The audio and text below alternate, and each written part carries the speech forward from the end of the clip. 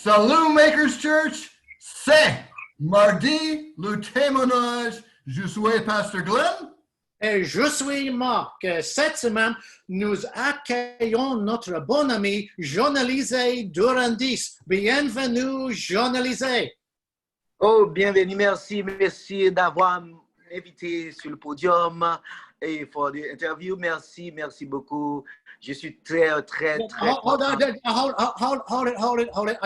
I think Glenn and I have exhausted the extent of our French language skills. So maybe we should revert back to English. Is that okay? Oh, désolé, merci. No, yeah, great. Well, thank you so much, Jean-Elise, for bringing some Caribbean flair to Testimony Tuesday this week. So first of all, we want to know why we started off speaking in French. So tell us, that was French, by the way, in case anybody didn't recognize Glenn and me just completely botching the language. So tell us where you grew up, where you were born, Jean-Elise. Thank you so much. My name is, as you said, Jean-Elise. I was born and raised in Haiti, and I grew up in Haiti. I'm so glad to be here. And you were born in 1985, is that right? Correct. Yeah. Mm-hmm. Now tell us about, right now, let's just back up a little bit. You're the pastor of what church? Yeah, my father is a pastor, responsible for even 10 congregations in Haiti, and like a superintendent. And also I was born there and raised. We grew up at the church. We love to play music, singing, and praise the Lord. Mm-hmm. And yeah, music I know was really important for you. You said your dad was a pastor, and I think you started playing the drums really young, didn't you? Yes. When I started to play the drum, I was six years old, and I was so fascinated and open to learn. Yeah. And yeah, we got a good moment. Yeah. And I know that music was a really important part just of your life. And tell us a little bit about the style of music that you played in church, and what were some of the kind of influences that you had there in Haiti at the time? Yes, we play Caribbean music, some rhythm from Africa, and mix with some R&B and jazz. We put all together.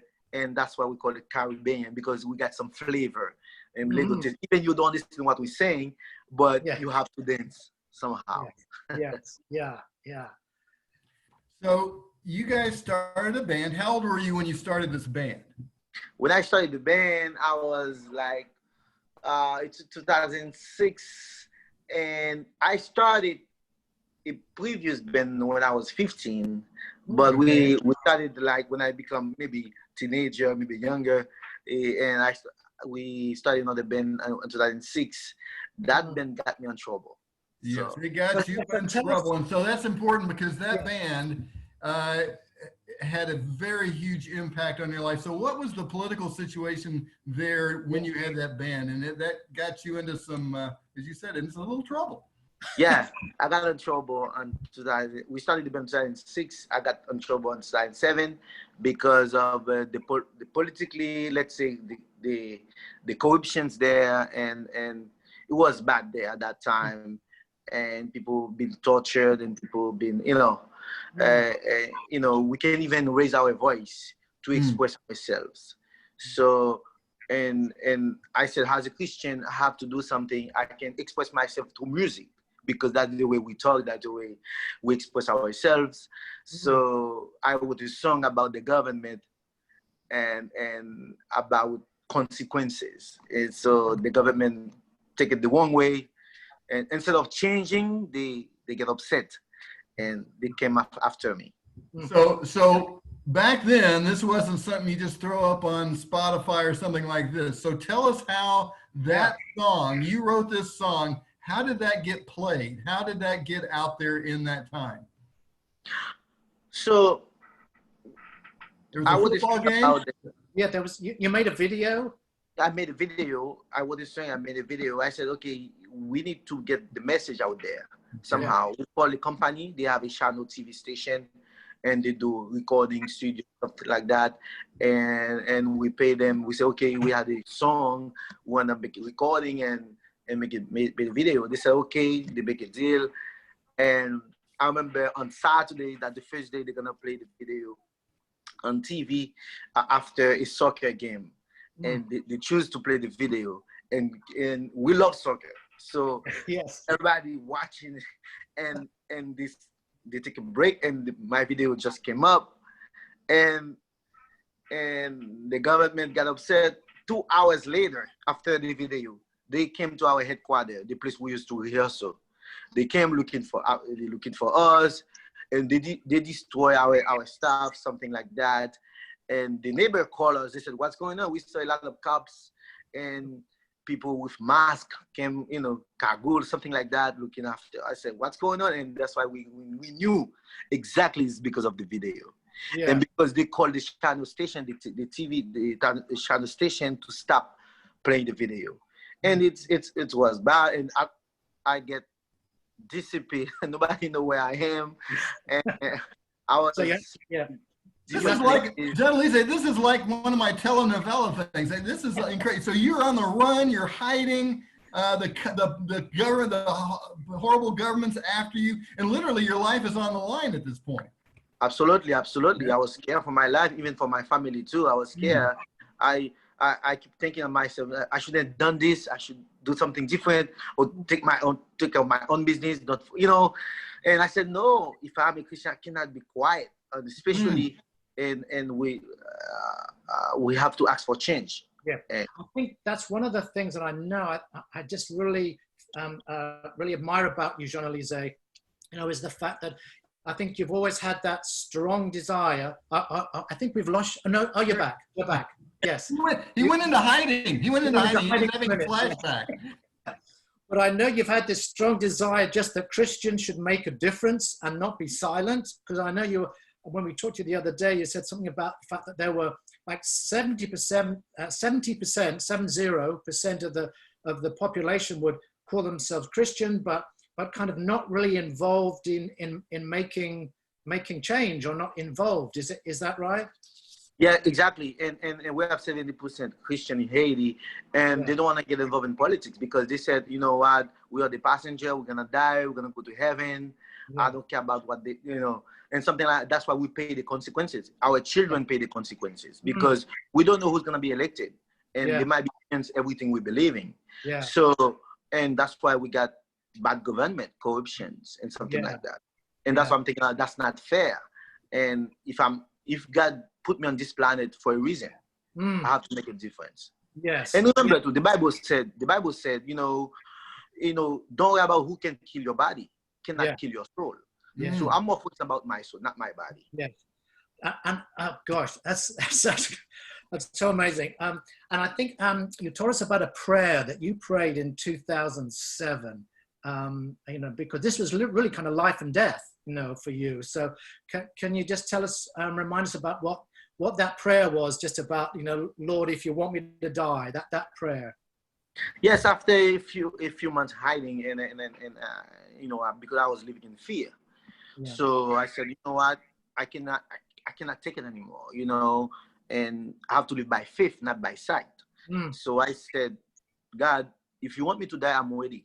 Do your will. But if I'm not, and get me out of this situation, get me out of Haiti somehow. And that's my prayer. And I just lay down, and the first thing come my mind, get to the U.S. embassy, and boom, miracle happened. What happened? And I call a friend. You know what? I would like to go to the U.S. embassy. He said, how are we gonna do this? I said, figure it out. I'm gonna change. I'm gonna put something on my head, like look different, and so let's get there and call some of our friends, because we got some of the members today were in hiding on the run too. I let them know we're gonna meet at the U.S. embassy, and we're gonna ask for asylum, and we go from there. Boom, and miracle happened. Nice. And the U.S. said, okay, I will give you a visa to come to the U.S. And so you were to protect. Yeah, you're promised protection. And then where did you first come when you came to the U.S.? Oh, Miami. The first time in Miami, that's where we are family, friends, and we thank God we made it safely. And so, but I didn't know if God still have a plan for me. You know, I thought when I was in Miami, I thought maybe we're done, continue singing, and God said, I still have a purpose for you. You know, to try. Yeah. And then you, that video that you had made back in Haiti, that started to be played here in the US, right? And you started getting invitations to different churches. Different churches. I put we upload the video on YouTube, and people can see it, you know, and that's why we get some invitation about other churches to support the activists. They want to support us, and that's why we came to San Diego too. One of the pastors saw the video, and they used to work in Haiti, and they knew about our situation, and they invited us to come today to San Diego to sing. And I got here. Yeah, you are. And I remember again what you're saying there also about really believing, you know, to live, to walk by faith, not by sight. I think you've lived that. You've lived that. You've been such an incredible, you know, example of that. And there was another sort of statement you made just the other week when we were talking with you, which I thought was amazing, which was, if God can get us out of Haiti, then nothing is impossible. Absolutely. So that statement, that statement when I came to San Diego, and one of the pastors said, okay, if you guys want to come back to Miami, you guys can go back to Miami. If you guys want to stay in San Diego, I'm willing to support you. That's why we got some of the backlash with the members of the group. They said, oh, no, we don't have anybody in San Diego. How are we going to stay in San Diego? I said, you know, if God can get us out from Haiti, nothing is impossible to God. Just believing and trust Him. Boom. 11 years later, I'm here. God gave us church. I'm still alive. Yeah. And you know, get on their feet. And if you ask me how we did it, I don't know how we did it, but God did it. Yes. So you come to San Diego. The pastor here wants you to stay. You stay. Where are you living at that point? Oh, yeah, I was living at the church. So the church let you live inside. Where did you sleep, on a pew, or what was that like? That's the thing. People might think when God's starting to do something, it might be easy, because when the pastor asks us to stay, you might thought, well, maybe we have an apartment, we have maybe a mansion, something like that. No. He said, okay, if you guys want to stay, we can stay at the church. And we believe in God. That's the way God works. So, and that's a test. Our faith too, that's a test. We thought everything gonna be easy. That's life. And we have to prepare for struggle. We have to prepare for some test in life. And we've been prepared. And we studied for a year. No work, no job. We just focus about asylum case. We just focus about, we still playing music. Guess what? We're still playing music. We sing praising the Lord. Yeah. And And then talk about tragedy and hardship. In 2010, the earthquake struck Haiti, and that was just the suffering that you went through. Tell us about that. That's a good thing. You know, that's one of the reasons I learned God has a purpose for me personally, because the thing is, God sent us to the U.S., especially in San Diego, because He knew something gonna happen, and that's why He already put me here to be prepared. But I didn't know. And we came in San Diego 2009, and the earthquake happened in 2010, and we're already here. So we're only church who open to help the refugees. We have a big exodus, Haitian, and after the earthquake, you know, they left Haiti, and they flew to Mexico, Brazil, and Homeland Security called our church. Homeland Security call us, say, we got a big bunch of Haitian, we don't speak the language, and I know you guys have a place to worship, and you guys willing to accept that. I called my senior pastor. I said, so we got a situation. He said, bring them. And boom. And that's why I learned, if I wasn't here at that time, maybe it might be difficult, you know? But God put it. Let's back up a little bit. you lost your fiance. She died in the earthquake, right? Yes, I love my family. My experience in Haiti and was bad. It was bad. Horrible. Yeah. Yeah. I can't imagine. And So what? we lost more 300,000 people. So how do you not, again, this always, when I hear stories like this, how do you not lose your faith? How do you not say, God, curse God and die kind of a thing? What kept you going during this tragedy? That's the thing, and that make my faith even stronger, because if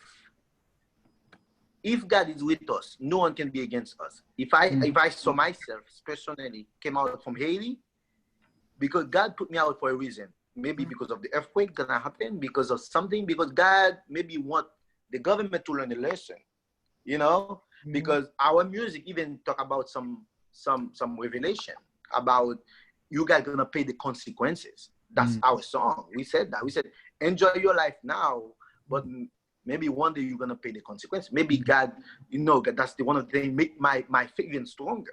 I know I'm gonna hurt like physically, but for my faith I became stronger because God, I knew God not gonna just let everything happen, corruption, torture people, not to do something about it. I knew when something bad happened, we knew something good gonna come out of it. So. Wow, that's impressive. That's impressive. So tell us how you got to North Park Baptist. That is one of my highlights. That's another miracle too. Yes.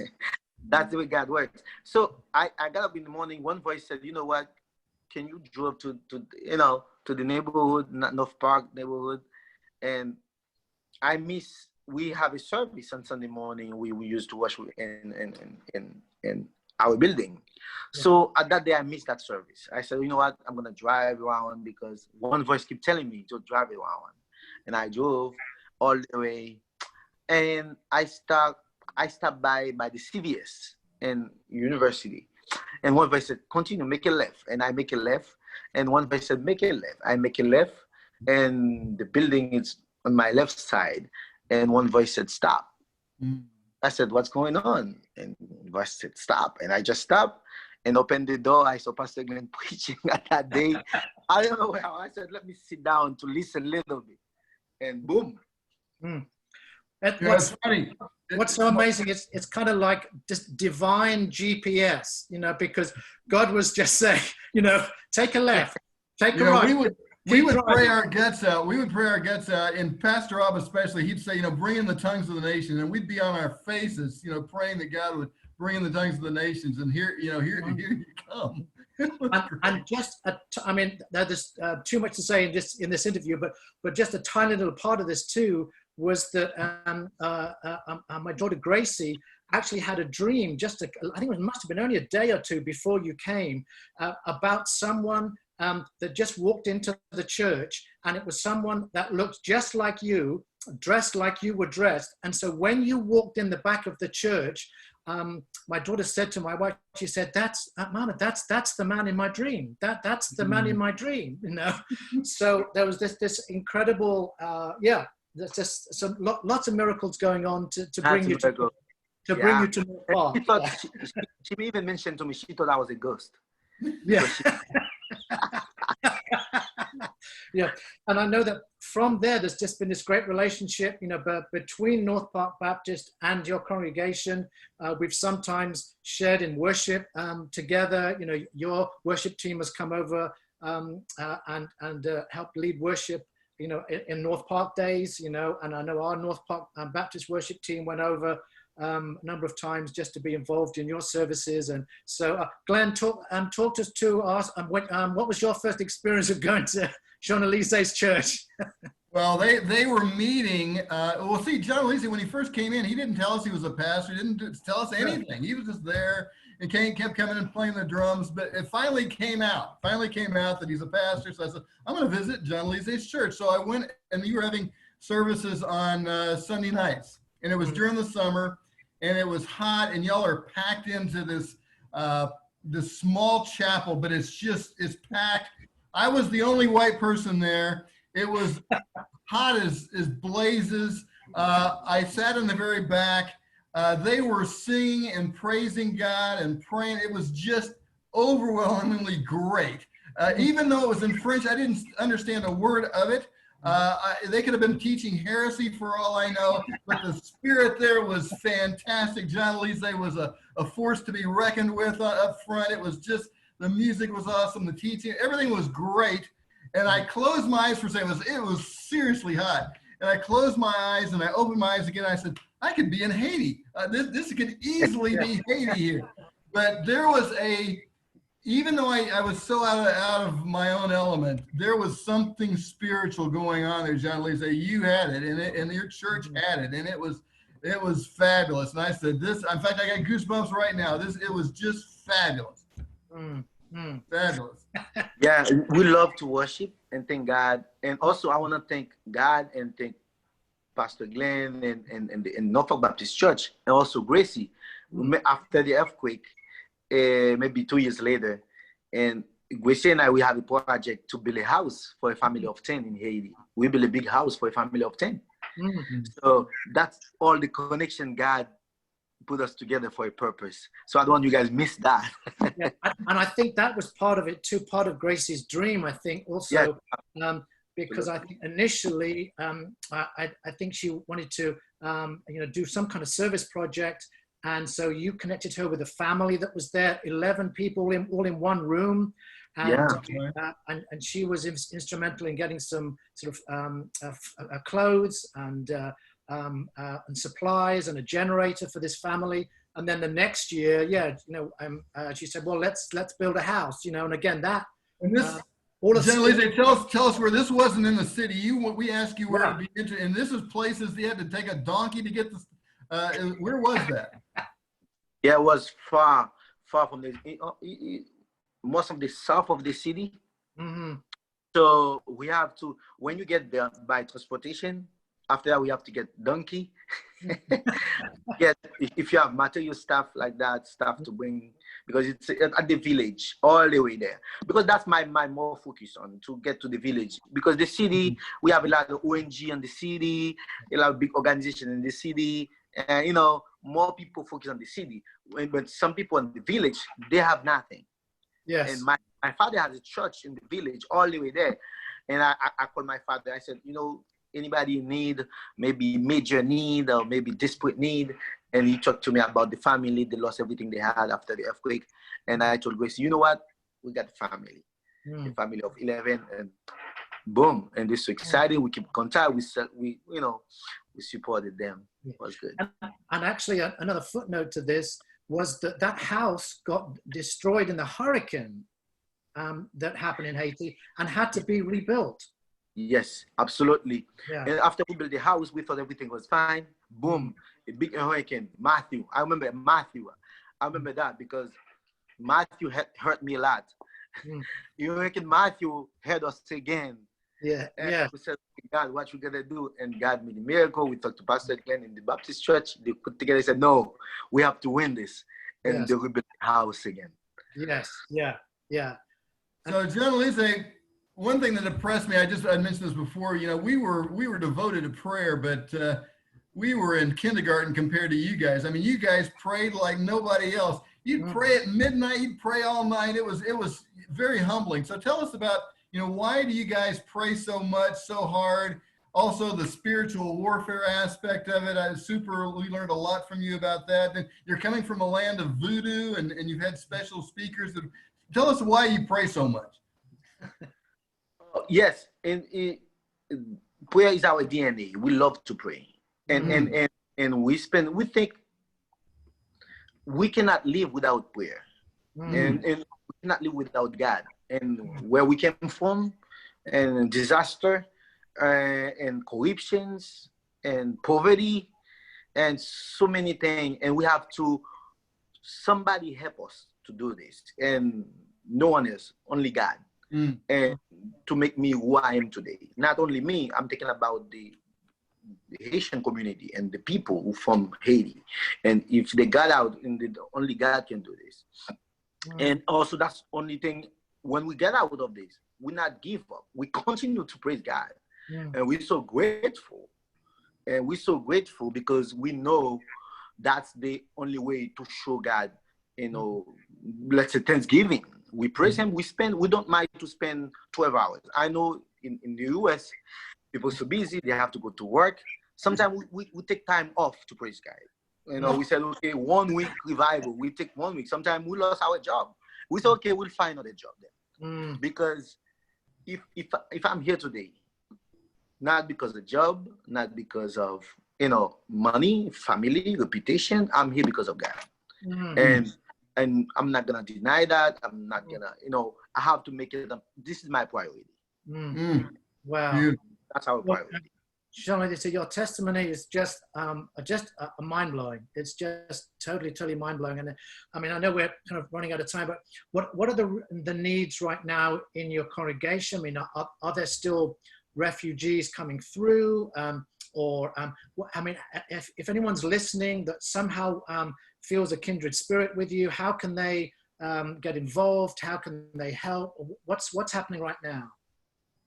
Yes, absolutely. We still, COVID-19, but, and it hurt everybody somehow. But some people maybe hurting the most because of, the situation. And also, if people want to connect with us, maybe donate and to support our ministry, because right now we just worshiping online because we can even meet physically. We have to respect social distances and not, worshiping indoors. So of course we can go to HaitiSD.com. That's our website, HaitiSD.com, and connect with us. I mean, send us a letter, or somehow we talk to Pastor Glenn or Brother Mark, and see how we can maybe, if you want to have contact with me, I would love and happy to get connection, something like that. That's great. So that's HaitiSD.com. Yes, it means like HaitiSandiego.com. Yeah, Beautiful. Beautiful. Jean-Elise, you're the man. This is incredible. This is Thank incredible. I hate that we were out of time, but again, we hope to see each other soon, face to face. For those of you that don't know, Jean-Elise is part of our worship team at times, and he'll, oh my goodness, he's just such an incredible. Tell us quickly about your family. How old your daughter now? You're married and you got a young daughter. Yes, my daughter, she's a full-time job. So she's so spoiled. We have only one. She's so spoiled too, and she's 3 years old now. She'll be 4. Yeah, she's 3 years old, and my wife's and I we try to stay together to make sure and pray and we're so simple, happily married, enjoy life together and pray God.